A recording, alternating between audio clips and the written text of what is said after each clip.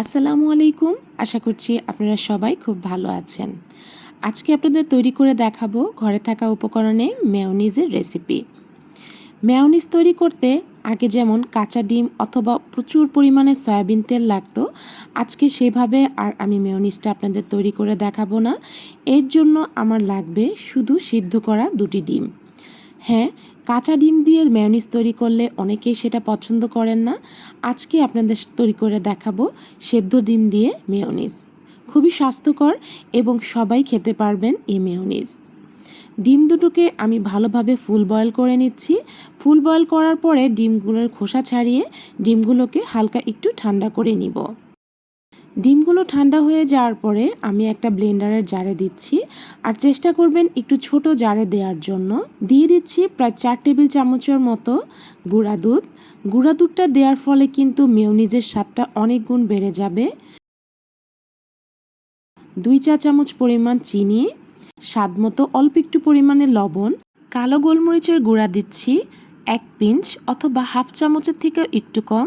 আপনারা চাইলে সাদা গোলমরিচের গুঁড়াটাও এখানে সমপরিমাণে ব্যবহার করতে পারবেন, অথবা আস্ত গোলমরিচও 2 থেকে 3টি দিতে পারবেন। দিয়ে দিচ্ছি লেবুর রস।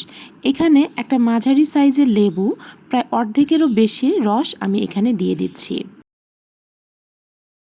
আর দিয়ে দিচ্ছি সিরকা বা ভিনেগার। এই ভিনেগারটা দেওয়ার ফলে আপনারা প্রায় 1 সপ্তাহের মতো রেখে মেয়োনিজটা খেতে পারবেন। দিয়ে দিলাম প্রায় 1.5 চা চামচের মতো ভিনেগার, এবং এখানে দিচ্ছি 2 টেবিল চামচ পরিমাণ সয়াবিন তেল। আর আমার কাছে সরিষা বা মাস্টার্ড পেস্ট ছিল না, এই জন্য আমি ঘরে থাকা সর্ষের তেল দিয়ে দিচ্ছি এখানে। এতে করে কিন্তু স্বাদের কোনো সমস্যা হবে না, আর খেতে ভালো লাগবে। এখানে দিয়ে দিলাম হাফ চা চামচের থেকেও একদমই কম সরিষার তেল। দিয়ে ঢাকনাটা আটকে এখন আমি প্রায় 2-3 বারের মতো ব্লেন্ডারটাকে ভালো করে ব্লেন্ড করে নিব। প্রথম পর্যায়ে একবার একটু ঘুরিয়ে প্রায় 30 সেকেন্ডের মতো রাখবেন। এরপরে থামিয়ে আবার একটু দেবেন 20 সেকেন্ডের মতো। এভাবে করে 2-3 বার ঘুরিয়ে আমি ব্লেন্ডারে খুব সুন্দরভাবে মেয়োনিজটাকে পেস্ট করে নিচ্ছি। আজকে যে মেয়োনিজটা তৈরি করছি, মেয়োনিজটা একদমই স্বাস্থ্যকর। আপনারা বাচ্চাদের সকালের নাস্তায়, বিকালের নাস্তায় অথবা টিফিনে স্যান্ডউইচ তৈরি করে দিতে পারবেন খুব সহজে। দেখুন একদমই পারফেক্ট মেয়োনিজ হয়েছে, আর দেখতেও মাশাআল্লাহ খুবই সুন্দর হয়েছে। অতিরিক্ত পানি পানি হয়নি বা একদমই পাতলা হয়নি, খুব সুন্দরভাবে ঘন হয়েছে। এবার আপনাদের বলে দিচ্ছি আপনারা এটাকে কিভাবে সংরক্ষণ করবেন। একটা কাচের বোতল ভালোভাবে পরিষ্কার করে গরম পানি দিয়ে ধুয়ে নেবেন, শুকিয়ে নেবেন ভেতরটা। এরপর মেয়োনিজ তৈরি করে এর ভিতরে রেখে দিবেন এইভাবে তৈরি করে আপনারা নর্মাল ফ্রিজে প্রায় 1 সপ্তাহের মতো রাখতে পারবেন, কোনোই সমস্যা হবে না। চেষ্টা করবেন একটু ঠান্ডা করে তারপর ফ্রিজে রাখতে।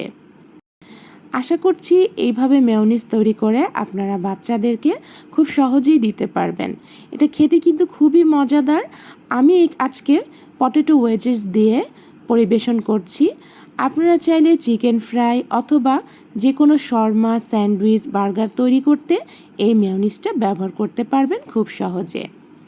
তো আজকের রেসিপিটা কেমন লাগলো অবশ্যই আমাকে কমেন্টে জানাবেন, এবং আমি যে উপকরণগুলো দিয়েছি সব কিছু ঠিকমতো হলে ইনশাল্লাহ আপনার তৈরি করা মায়োনেজও খুব স্বাদের হবে। রেসিপিটা ভালো লাগলে রেসিপির জন্য অবশ্যই একটা লাইক দিতে কিন্তু ভুলবেন না, এবং কমেন্ট বক্সে জানাবেন আপনাদের কাছে আমার রেসিপিগুলো কেমন লাগে, অথবা রেসিপি সম্বন্ধে যে কোনো প্রশ্ন থাকলে অবশ্যই কমেন্ট বক্সে জানাতে পারেন। ভালো থাকবেন, সুস্থ থাকবেন, এবং চ্যানেলটি সাবস্ক্রাইব করে আমাদের পাশে থাকবেন। আল্লাহ হাফেজ।